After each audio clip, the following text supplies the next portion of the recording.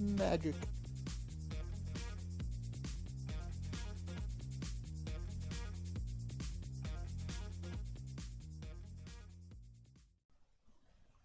Hello, everybody, and welcome to the new episode. New episode. Yes, new episode.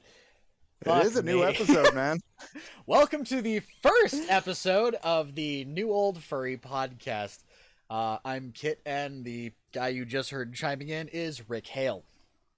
So, say hello if you already have. Okay. So, what this is we are two slightly old, jaded foxes, or fees? No. We're two old fucks in the community. We've both been here a while. Not quite as old as people like Two Griffin or Kage or what have you, but I mean, eventually we'll get there. And we have some weird things to say about this community and things that are going on in it and weird aspects of it.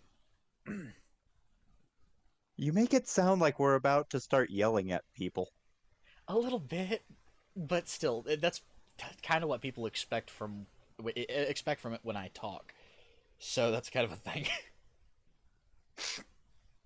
I'm not gonna lie, I have Grandpa Simpsoned you more than once. Okay, Grandpa, sit down. Here's your coffee. Have a nice day. A little bit, yeah, and I shit you not, I am not above the old "get off my lawn" bullshit. Cause, god damn it.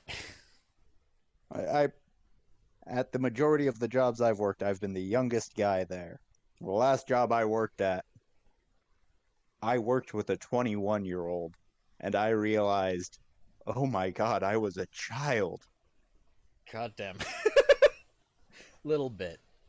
So what we're going to be doing with these podcasts is we're going to put up a jumping off point on the screen, and we're just going to talk for an hour or so, and then we will, truncate silence, or however the fuck you say it. So we'll probably get these down to about like 40 to 50 minutes of us just bullshitting back and forth, jumping from topic to topic, and you guys will get to see the topic jumps appear on the screen when we change between topics.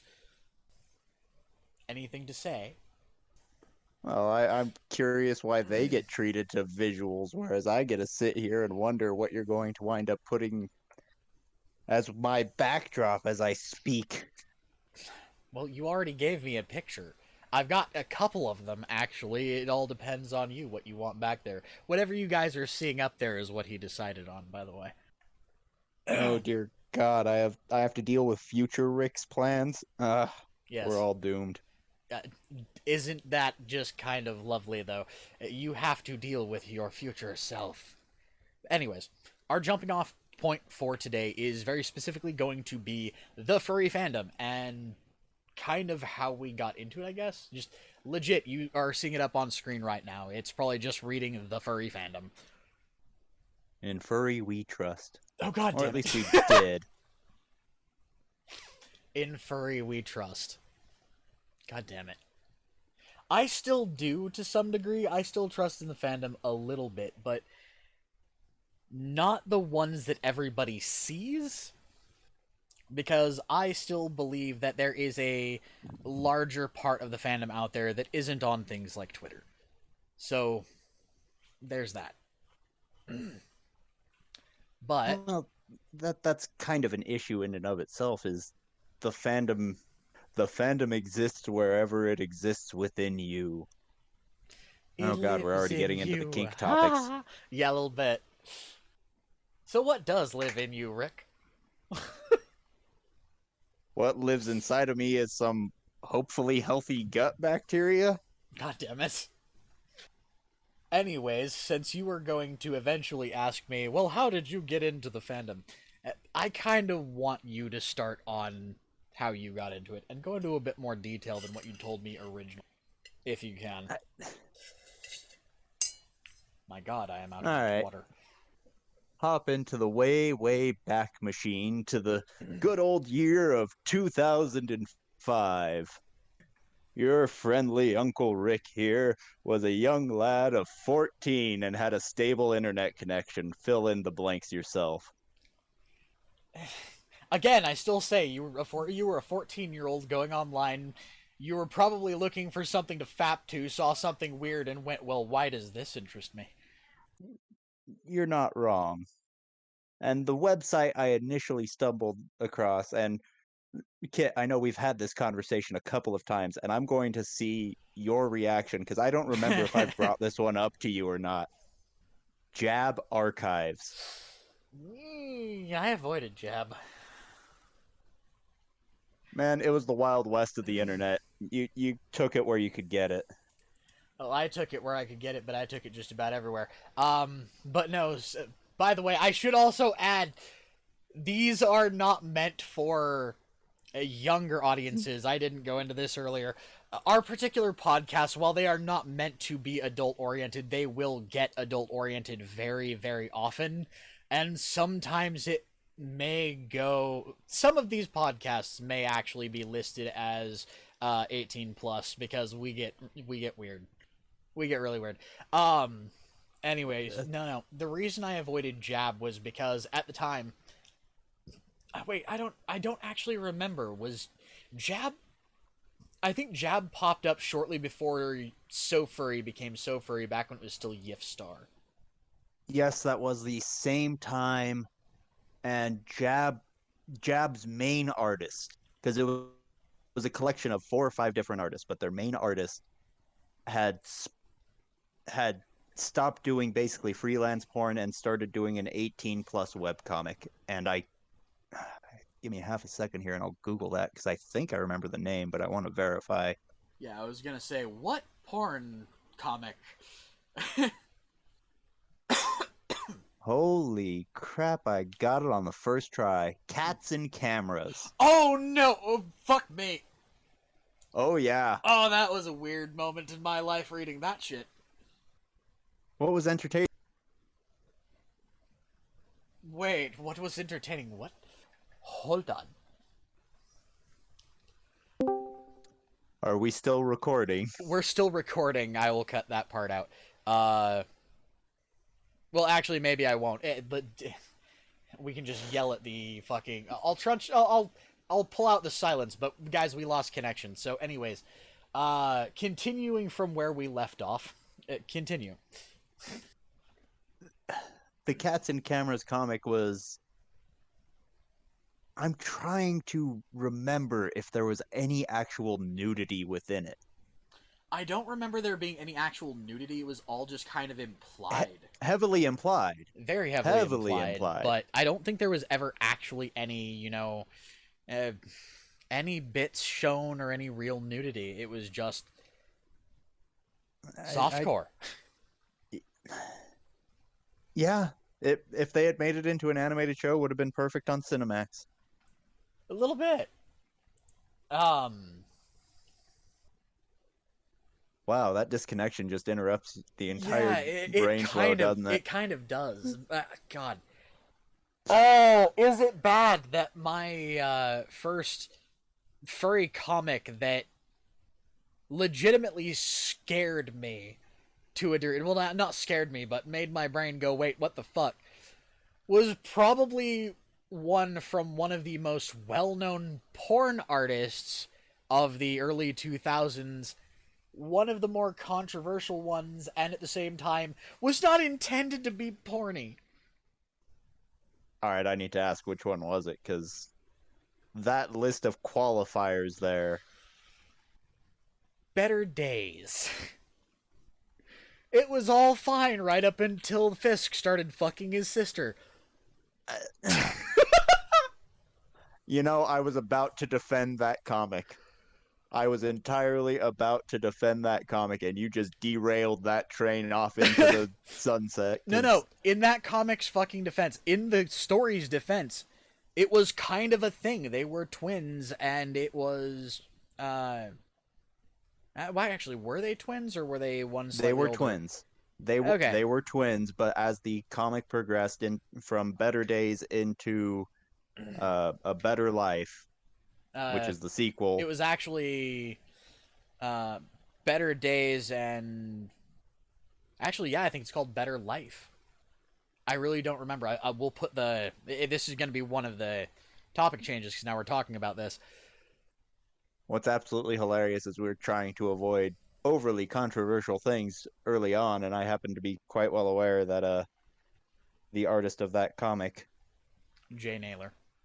yeah, he happens to be a somewhat controversial individual. He has been since the 90s. Go figure, he made a comic where twincest was a thing.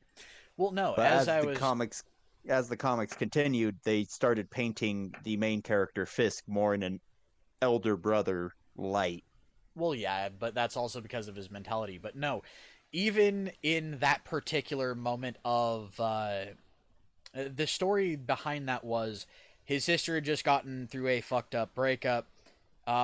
She was essentially in the mentality of, I don't know if I can trust any man with anything ever again, and it was just moment of weakness. Her brother was always there for her, and within 2 pages of that being a point in the comic where it's just a what the fuck just happened, it was them talking about how this wasn't right, this isn't something that could ever happen again, and it was interesting because it painted it as something that could potentially really happen. It also added to the point that yeah, no, this isn't okay. But then again, that Yes, but entire they, comic was all about fucked up situations. well, of course, because the Better Days, it was a the title Better Days was a joke Yep. because the main character Fisk had a fucked up childhood from the time of early elementary school when he had to stop his mother being assaulted by his principal with a baseball bat. Yeah, He had it the went baseball bat, downhill not the from principal. there. It went downhill from there because you wind up with a kid who's in grade school who literally just beat a man into the fucking hospital. Essentially fractured skull, snapped his jaw, it beat him nearly to death. And this kid just goes from Do you I remember just what the did next that. storyline was? I remember what the ending of that storyline was him talking to his therapist, and it The next was the next storyline was him having to go to the therapist oh yeah, because you're right. he got a girlfriend and they're elementary school age at this point. He got a Yeah, girlfriend who was being sexually abused at home, so she was showing affection the only way she knew she could. yep, And from there, he started going to a therapist and it started rounding out each of the stories with an ending where he's going to a yep. therapist. Another thing I remember about that is I actually liked the storyline in between the what the fuck moments when he meets actually no, it's not with her, it's when he a little later when he winds up with the mouse girl. I remember this one particular cell in it, or this one particular page in the comic, where it opens with Fisk just fucking pulling a wagon of what looks really, really suspiciously like chopped off foreskins. I remember that And because he's trying to impress his Jewish girlfriend's dad because of Old Testament. because of Old Testament. And what he's done is essentially went to a butcher and with his like a month's worth of his allowance had bought a bunch of shredded up pig skin. Essentially the same shit that they drop in a deep fryer to make pork rinds. I Or cracklin rather, And not now we're pork just rinds. doing a review of Jay Naylor's stuff here, and this Well, is that's the thing. We're literally only 15 minutes in, and you know how this oh conversation yeah. shit We goes. we we haven't even circled back We're once yet. we're This is probably gonna go from Jay Naylor to fucking sex toys to weird ass antique furry sculptures or some shit. I, I hear that typing. no, that was clicking. That's because I'm trying to be correct with what I say about things.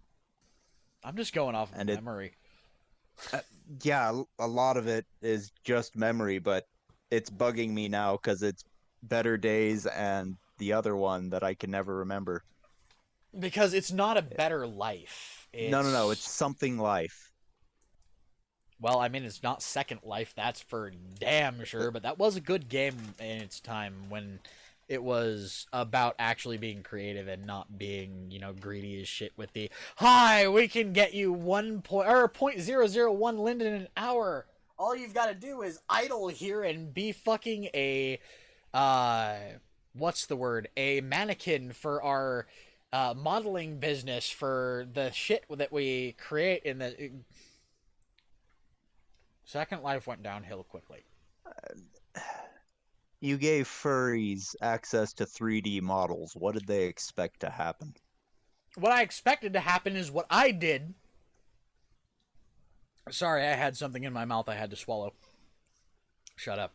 Um, which was me and a couple buddies bought a world, or bought a chunk rather.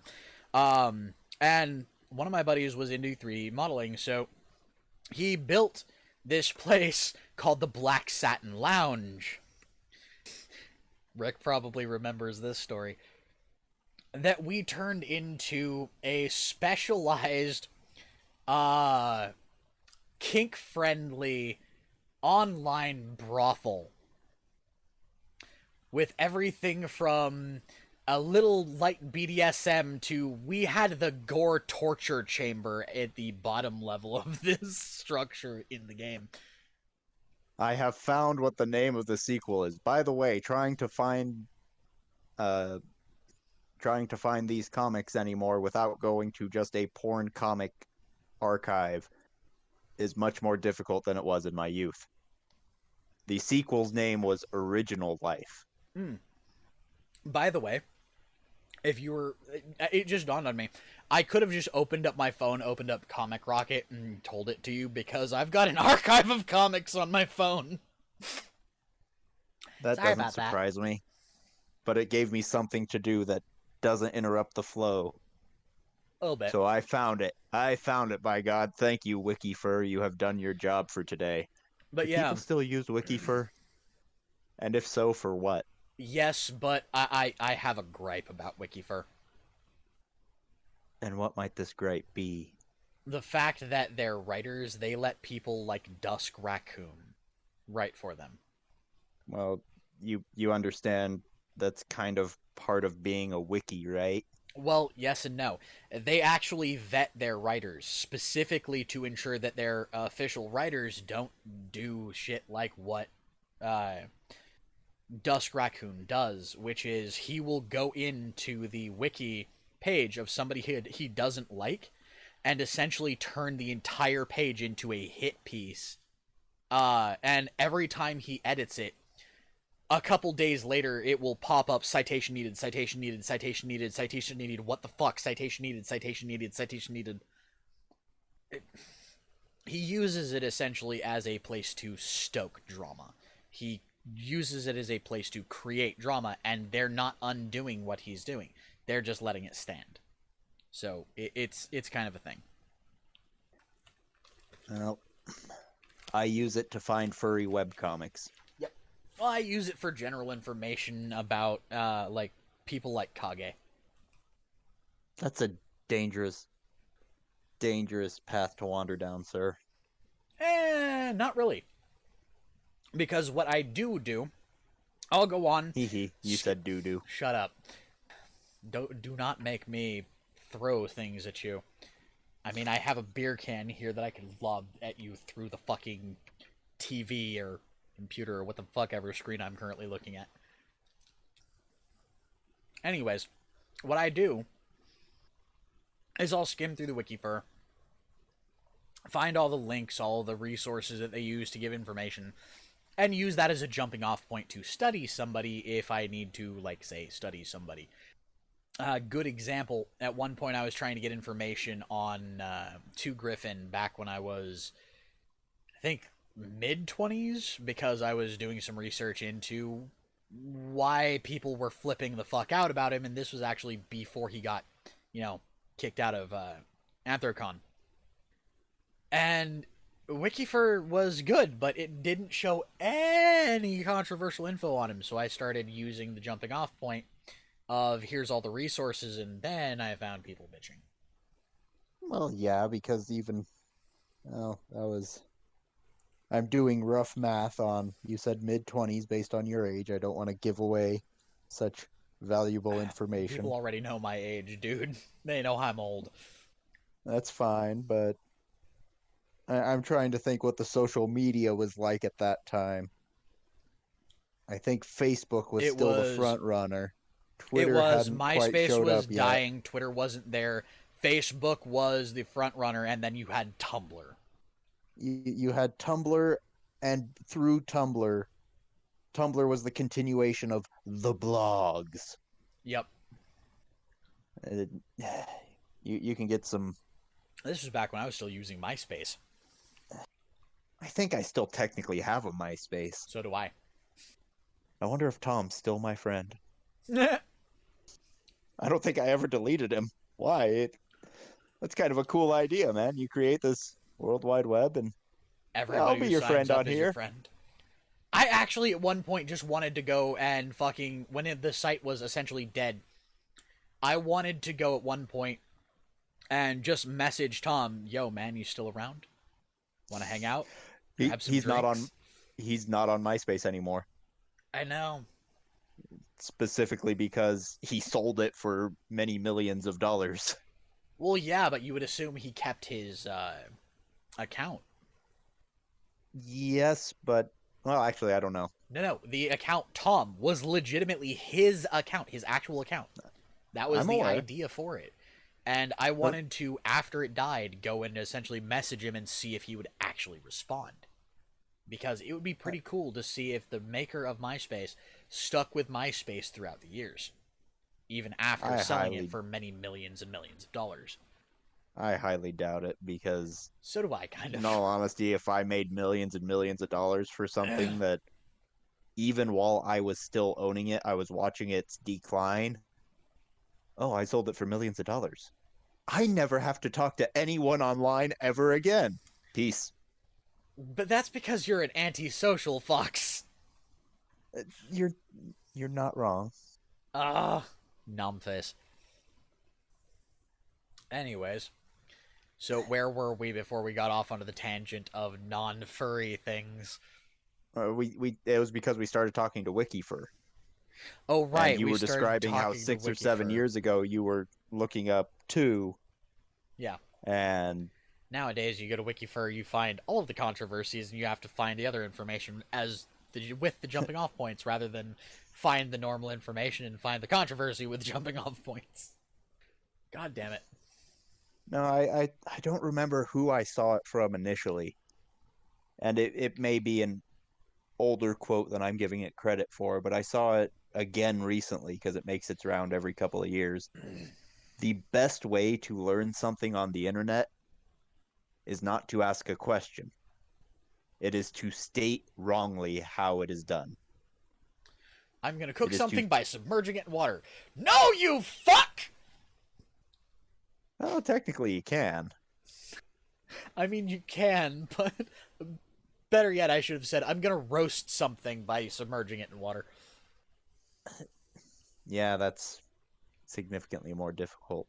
So let's see. You guys will be seeing this up on the board. We went from the furry fandom in general to how Rick got into it. Never specified how I got into it. To uh, fucking twins. To The web twin comics, cest of to the Wikifer, yeah no to web comics in general. To the twin cest of Better Days. To Wikifur and well, where should we go from here? well, you already said it. You haven't given us your story. Oh fucking hell. Mine is actually kind of if you I could simplify it down literally to the same degree as yours if I wanted to. Because realistically how I found the furry fandom was somebody fucking saw what I was drawing at school and said, "Yo, dude, you got to check this out. This community is perfect for you. You don't fit in anywhere else. Give it a shot." But realistically, that was me just kind of looking for it. How I actually got into it was through AnthroChat. I found that I liked the art, I liked the concept. I didn't really know what the people were like, so I kind of stuck my foot in to test the waters, and My foot got grabbed by a penis and got yanked in. I'm sorry, can you repeat that for the people in the back? Prehensile penis just popped up out of the pool, grabbed my ankle, and jerked me.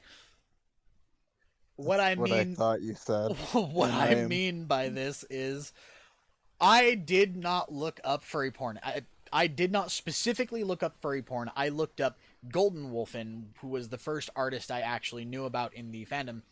I liked that kind of art, and somebody, as I was searching through that, went, dude, if you want to know more about this particular community, here you go. And actually, I don't think it was a person. I think Free Paw Society. Free Paw Society was who, or what, essentially got me um, onto what is it called? Onto AnthroChat. And what the Free Paw Society was Golden Wolfen was at one point a part of it. It was a group of people that would essentially, they were furries that liked to walk around barefoot. Very specifically because, closer to nature, closer to the animal within. And it turns out that that group essentially became one of the groups that eventually moved into the whole spirituality thing of the fandom.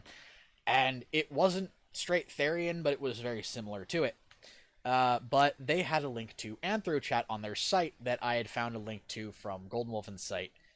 I got on there within a couple days of starting to look into the community, and within about 5 minutes of joining the first room that I joined, which the very first room that I joined, the description was, come hang out, have a beer, everyone's friendly. Uh, it didn't say adults only, it didn't say anything like that. It said something along the lines of roleplay acceptable, uh, 18 plus, take 18 plus to private. I'd like to point out your description there of what it said. I'm going to be perfectly honest. That wasn't If in I read the that that wasn't in the above like a stationary. club's door or something, that is a threatening aura. Well, I know, but that's the thing. The actual okay, so how AnthroChat worked is when you get a room, you've got the name of the room, you've got a miniature description, which was the miniature description was quite literally, uh, come in, have a drink, role play, friendly people, welcome, or I think it was like welcoming and friendly environment or something like that. What I didn't think of, because at the time I didn't know much furry lingo because I had only been looking into this for like a day, what should have been the most ominous part of it for me at that age was the fact that the room was called the Raised Tail Cafe. Oh God. I walked in there and immediately got, talking to some people, role playing, and having a good old grand old time. Nobody fucking uh nobody gave a shit about age at that point, which was yes, I'll give you that, a little creepy, but at the same time it wasn't I'd like to it wasn't the I'd atmosphere of people asking how old you are. I think everybody was assuming, oh, it's I everybody's think going to know everyone from the assumed the title. name was obvious enough. If you were in there, they knew what you were after. I was like 10 years old, dude. But Yeah, and at the same time, there is uh an interesting jumping off point of the difference between the internet when you and I were young and and the the internet internet now. today. Be- Because I have tried multiple times to explain to my brother it is in today's society not acceptable to ask ASL. yeah, no, it's not. And that's the thing, is one of the first things that happened was I walked in and the mod was telling these guys, okay, seriously, guys, if you're going to do this, take it to private. They had been posting links, and I went, well, okay. I hadn't read the description yet, mind you. Wait, why would they be? Why would this need to be sent to private? They're just picture links. Clicked one and dicks everywhere. Holy fuck, the amount of porn that they had been sending. And I'm just sitting here going, Well, why does this interest me? Like three days later, it was a relatively calm atmosphere. It was, yes, it did have adult subjects, but that was more along the lines of their adult subjects were alcohol consumption, tobacco use, things like that. Porn was a very rare thing, and the people that had been posting it when I joined were very often chastised for it, and one of them even got banned within a week of me being there because he wouldn't stop. However, as I started talking to them, one of the moderators popped in and essentially roleplay all. This chat was literally just based on roleplay.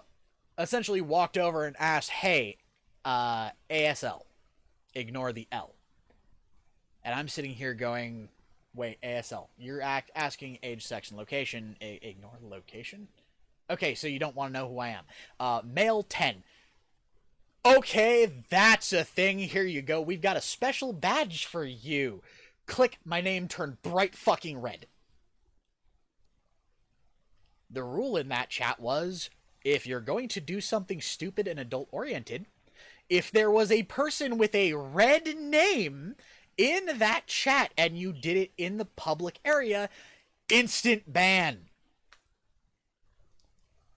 My presence pissed off a lot of people.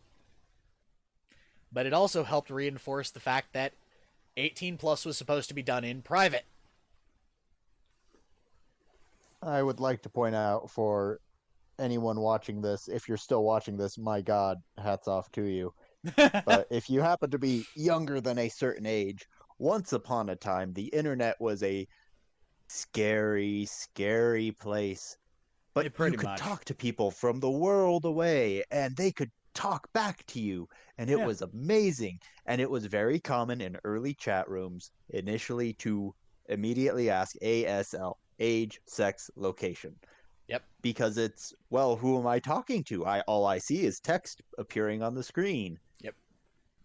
And that was actually one of the things ASL was asked by moderators in these chats, especially if there was a slightly adult presence or a slightly adult topic in the room, because on AnthroChat specifically, even though it was unmoderated by the system, most of the chat rooms moderated who is what age, and what content they were allowed to see, because most of the adult rooms had the rule of, if you're going to be overly explicit, take it to a private chat.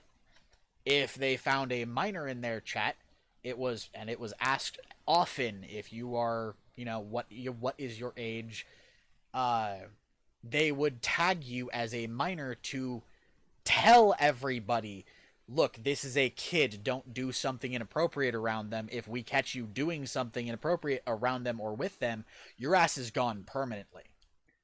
What's really amusing, and it's true in every chat room I've ever been a part of, is as soon as someone is identified as a minor, if they're allowed to be in there, they're just chilling out. But there are two types of people who take a special interest in minors. The creepy, insert several expletives here, Creepy everything.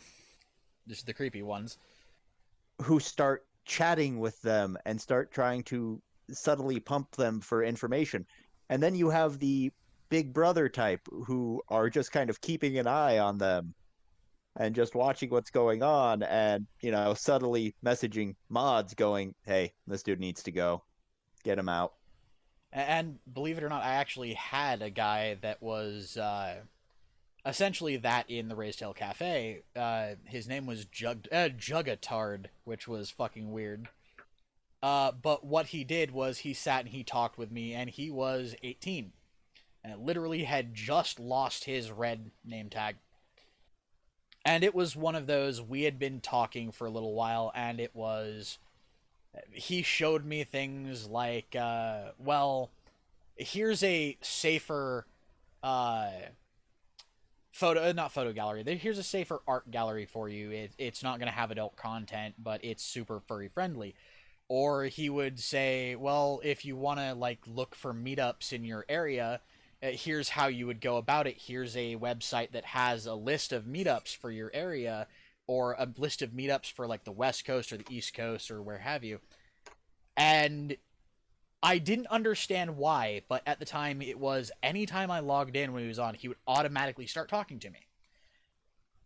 And every single time I wound up with one of those people that would come up and take a really weird interest and make me uncomfortable, it was within seconds. He was gone. They were banned. It turns out Jug was a fucking moderator himself, and he had seen me come in, essentially, had seen that I was a minor, and he wanted to help keep me safe. And it's actually one of the things I really appreciate, or appreciated at the time, was because, yes, even back then, there were people who were creepy as shit. You could get rid of them pretty easily if somebody who was actually paying attention went, look, this guy's being creepy. Um, at one point, though, like a year after I joined the chat, Jug essentially told me that uh, if anyone contacted me, if anyone was doing anything that made me feel uncomfortable, I needed to tell them, or I needed to tell him specifically their username and link to him or repeat for him what they had said. And it didn't dawn on me until then that this guy was essentially the police officer of this chat. And there's a little history for all of you children who were born and raised on the internet. A little bit. You remember the Netscape days? God damn. I grew up with dial-up, motherfucker. You grew up with the old school dial up where you No, had I to grew physically up with... dial. Yeah, no. I grew up with Netscape dial-up specifically, where it was the first time you logged in, you had to literally type in a fucking phone number, hit connect, type in a password that they gave you, hit connect, verify information, and then you heard the dreaded...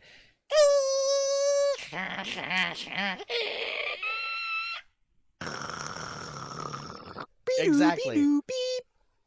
Exactly. But then it unlocked this world of wonderful things.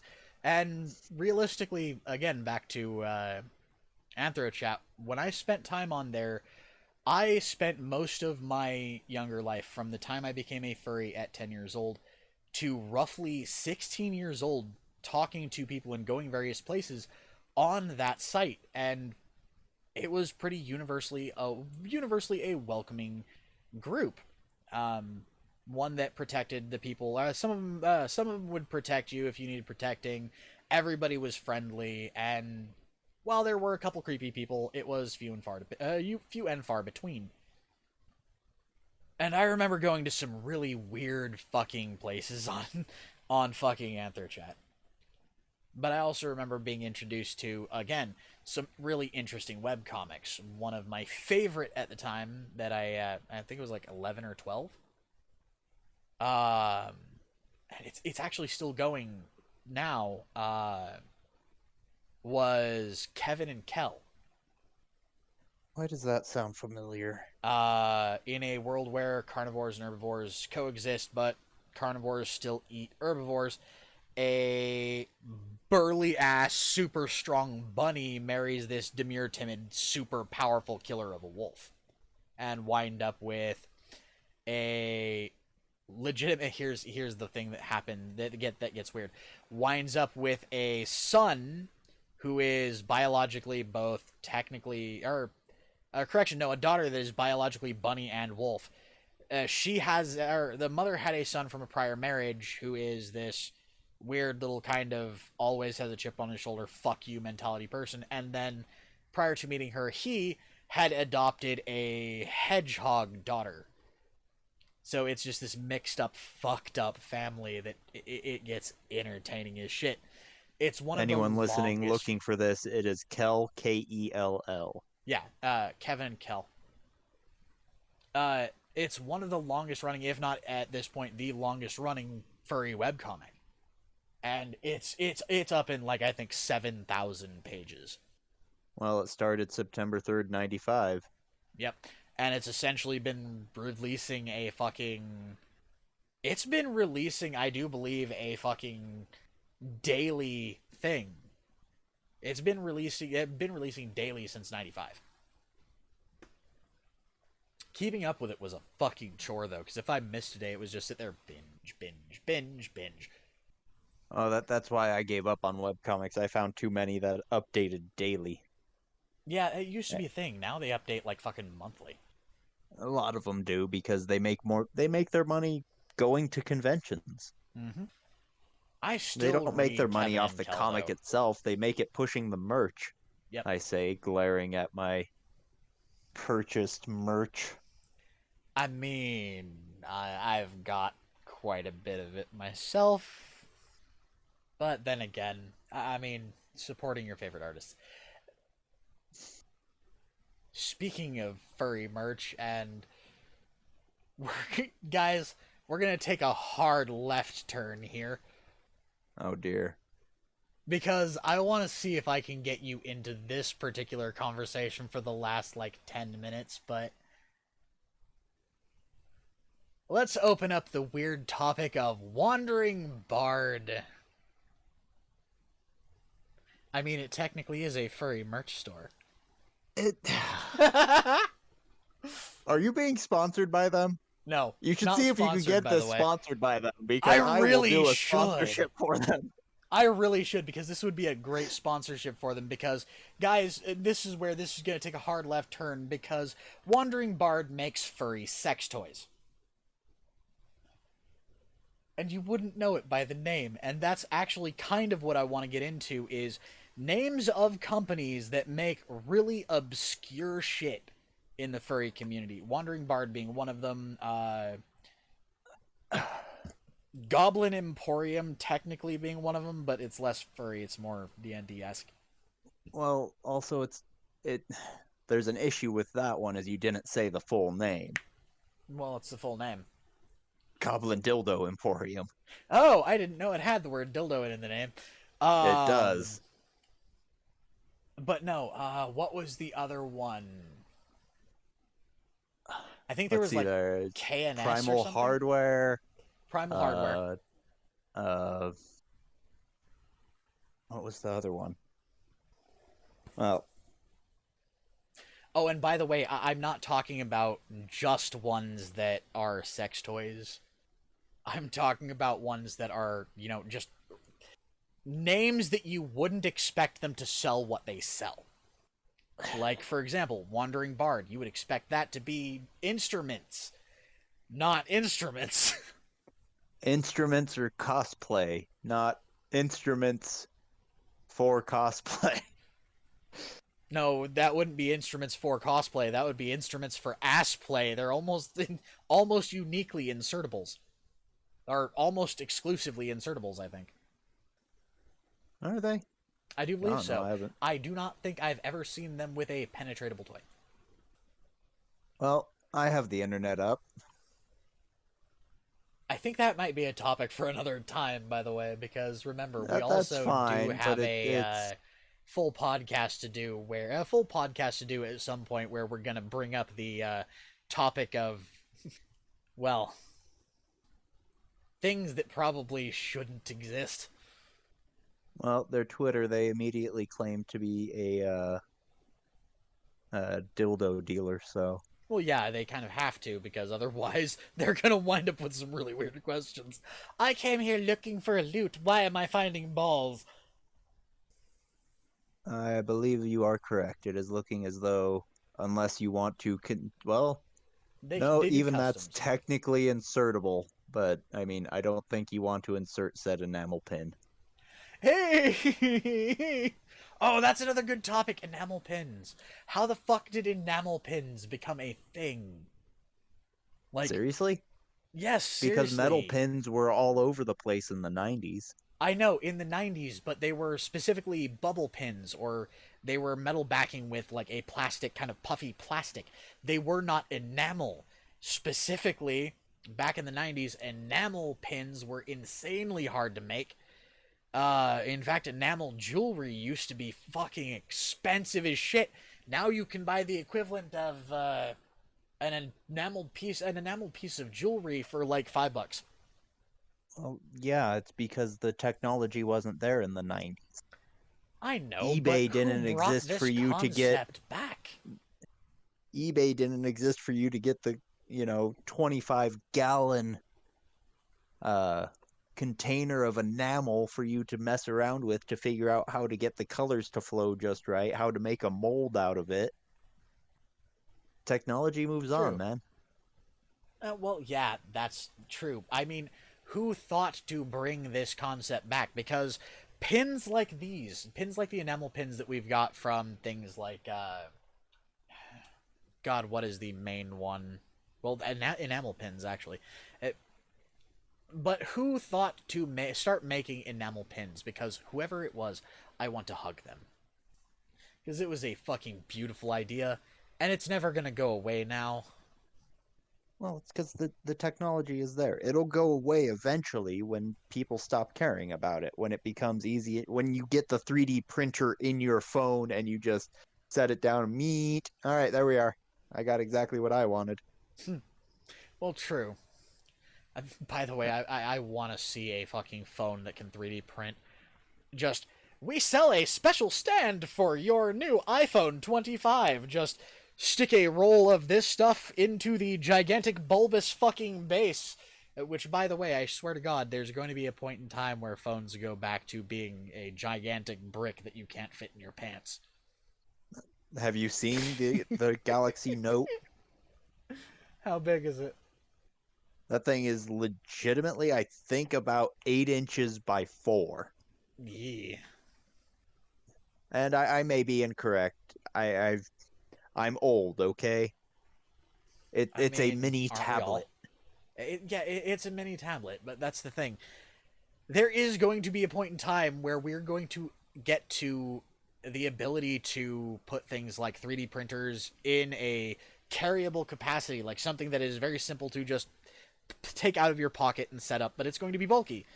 And some idiot is going to think, let's put this in a phone, and all of a sudden the phone is going to have a giant fucking spool at the bottom of it that you're just carrying around in your pocket, going, look, I have the new iPhone 27!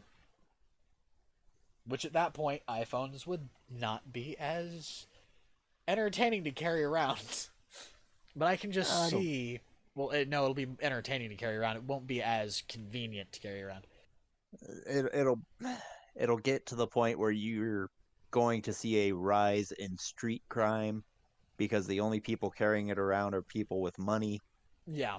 which is going to paint a big target on their back, and then muggings are going to go way up. And Well, I mean, that's already kind of the case with fucking Apple. That's another thing I can't you're not stand, but it's wrong. not necessarily a furry issue, but I see it way too much in the furry community.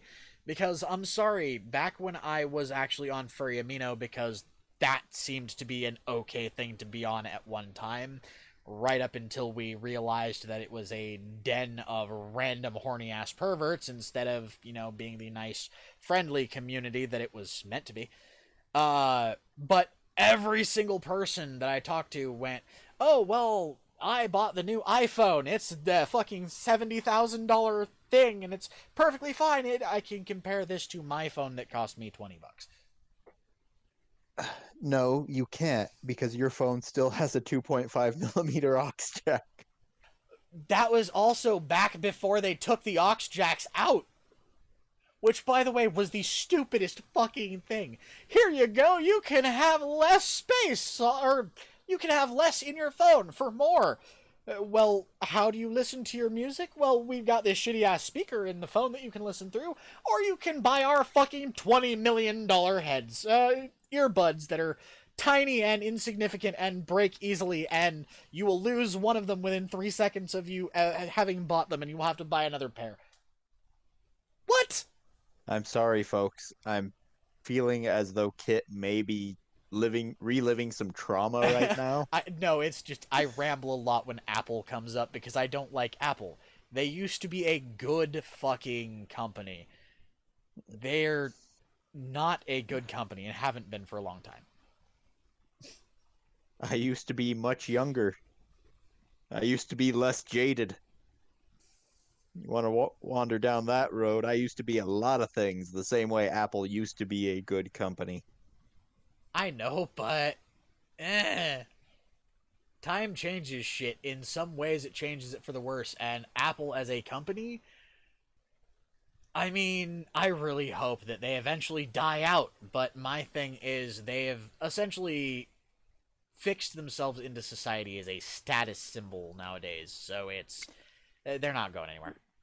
Roughly, yes, but status symbols have changed through the years. Once upon a time, if I had a pineapple sitting on my kitchen table, that was a status symbol.